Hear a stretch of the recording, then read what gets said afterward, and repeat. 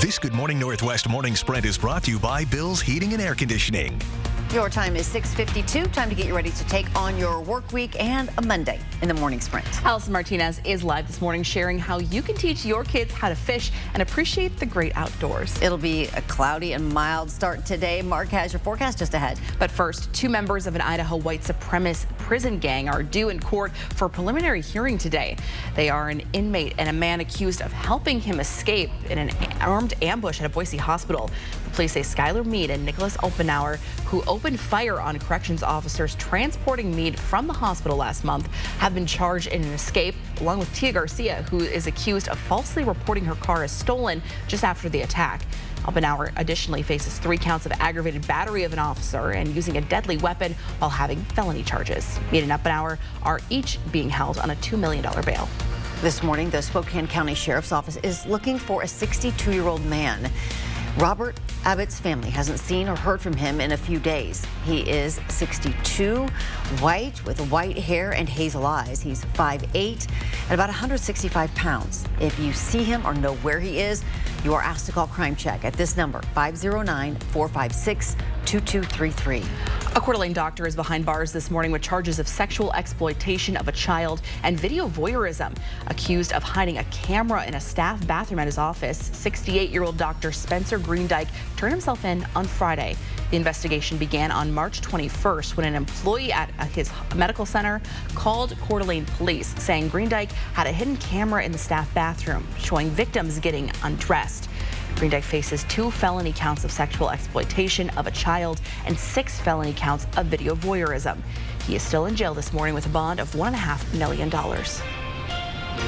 All right, in our first alert weather, really, it's a cool start. So if you're up into Deer Park at 27 degrees at 31 Genie, you're going to need maybe some additional layers. It's into the mid-30s for the valley, 38 downtown.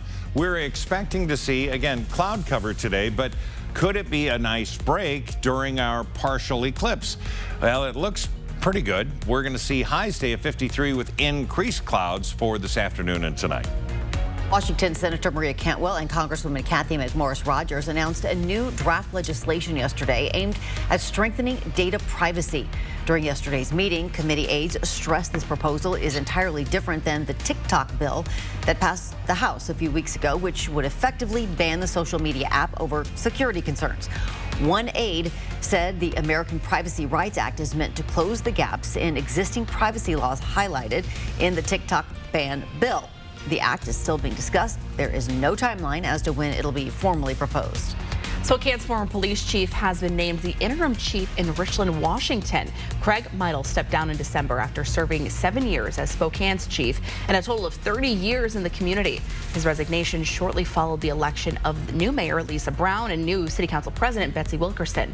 The chief said at the time that new leadership can be healthy for an organization. The city of Richland says Meidel is expected to serve as interim chief for 3 to 6 months, beginning on April 15th. This morning, a consumer alert for popular detergent pods. 8.2 million packets of Tide, Gain, Ace, and Ariel detergent pods have been recalled over faulty packaging. The Consumer Product Safety Commission says they pose a serious risk of accidental ingestion by young children. The defective pods were made between September of 2023 and February 2024.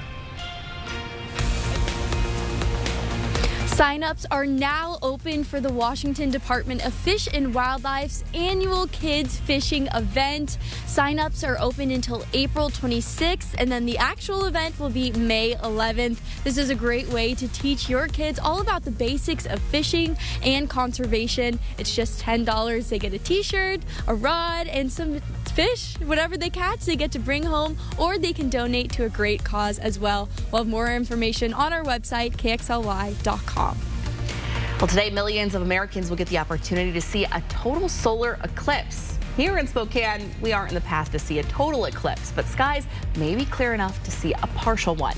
It will start around at 10:40 a.m. and peak around 11:35. Don't forget your glasses if you're looking up. Today, a traffic closure in the heart of downtown Spokane will cause headaches through the fall. Washington Street will close completely between North River Drive and Maxwell. For 2 weeks, drivers will have to detour around the entire closure. Drivers should use Division, Monroe, and the Maple Corridor to cross the river.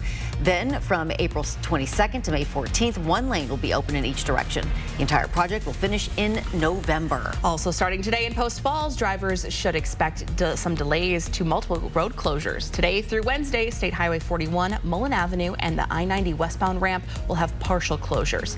It's part of the I-90 41 interchange reconstruction project, and you can find more details on our website.